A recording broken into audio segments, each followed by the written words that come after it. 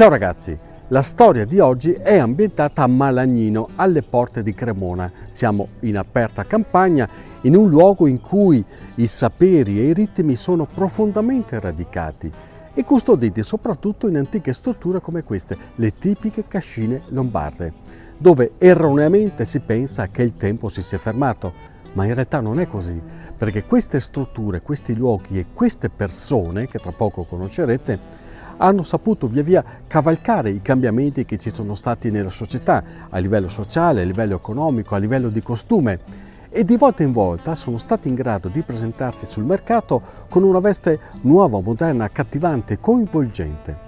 Ed è esattamente quello che è successo anche qui, a Ca' dei Alemanni, e tra poco scoprirete perché. Vi ricordo che Ca' dei Alemanni è una delle mete inserite nel percorso Terra e Acque di Percorsi e Cascine del 18 maggio. Ma adesso andiamo a conoscere la storia di questa realtà. Ca' dei Alemanni innanzitutto è casa mia, è casa della mia famiglia da non sappiamo più quante generazioni, e quindi verso questo luogo e i suoi animali sentiamo proprio un attaccamento viscerale. Ca' dei Alemanni in origine si chiamava Ca' de' Armani. Sappiamo che esiste strutturalmente dal 400 e che dall'800 i miei bisnonni erano fattori. Quindi c'è sempre stata una vocazione agricola. Questa è la classica cascina lombarda? Questa è la classica cascina lombarda a corte chiusa, con porticati, barchessali, le case per i contadini, la casa padronale, ex scuderie, ha le caratteristiche classiche, una grande aia che utilizziamo tuttora per le feste. Questa è terra di allevamenti. Questa stessa famiglia, la famiglia di Beatrice, ne è una testimone diretta perché hanno in lattazione circa 360 vacche. Un segno dei tempi molto eloquente è stato l'arrivo dell'innovazione tecnologica anche qui in stalla. Basti pensare che ad esempio per la mungitura qui usufruiscono dei robot di mungitura dove le vacche possono entrare in totale autonomia. Poi pensiamo alla distribuzione del cibo, del foraggio, che tra l'altro viene prodotto quasi interamente nei campi coltivati dall'azienda. E poi, ma non ultimo, c'è anche un'attenzione maniacale al benessere animale. Basti pensare alla stabulazione libera delle stalle, al grande numero di ventilatori che sono presenti all'interno delle strutture e molti altri dettagli che veramente caratterizzano questa vita aziendale. Ma la vera e propria svolta, io la definisco quasi storica per questa azienda, avvenne ormai credo 25-26 anni fa, quando i genitori di Beatrice decisero di diventare biologici, attuare cioè la conversione dal regime convenzionale al regime biologico, che detta così sembra una passeggiata. In realtà vuol dire rinnovare completamente il proprio modo di gestire e di concepire l'azienda. Perché la conversione a biologico? Questo è un fatto effettivamente un po' personale, ma che condivido volentieri. Quando la mia mamma ha scoperto di aspettare me, ha deciso di convertire, papà d'accordo, tutta l'azienda al biologico. Convertire la parte zootecnica significa convertire anche la parte vegetale, e l'idea era molto semplice: fare qualcosa che avesse un impatto positivo sul territorio, sulla comunità, e di cui io potessi essere orgogliosa e avessi la voglia di portarlo avanti. E questi amici chi sono?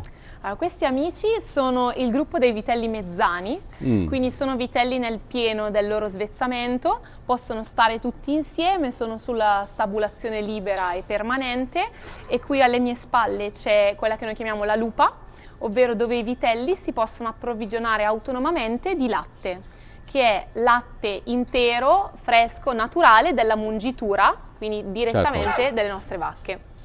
C'è la filosofia biologica, no? In che cosa si traduce a livello di allevamento per i vitelli e non solo? Allora, a livello di allevamento per i vitelli, la filosofia biologica prevede degli spazi ampi, il fatto che i vitelli possano interagire tra loro, e appunto elemento fondamentale, i vitelli non bevono latte ricostituito in polvere, ma bevono il latte della mungitura.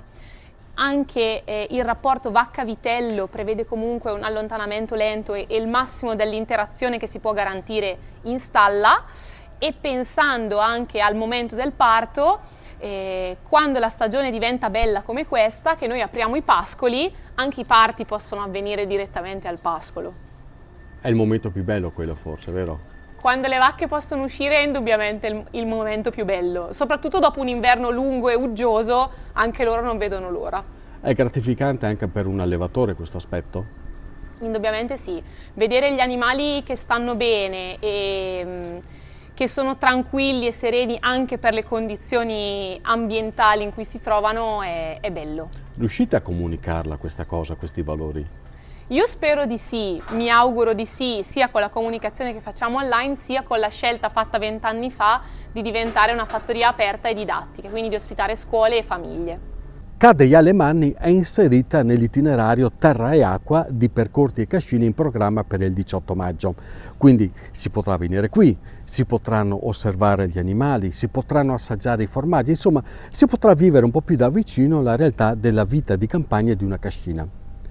Ma questo a sua volta è stato anche un altro cambiamento di questa corte ed è stato un cambiamento che ha portato direttamente Beatrice, ovvero aprire le porte di casa, accogliere le persone per renderle edotto di che cosa significa veramente produrre in campagna con le mani prodotti sani, buoni della terra che poi incontriamo sulle nostre tavole.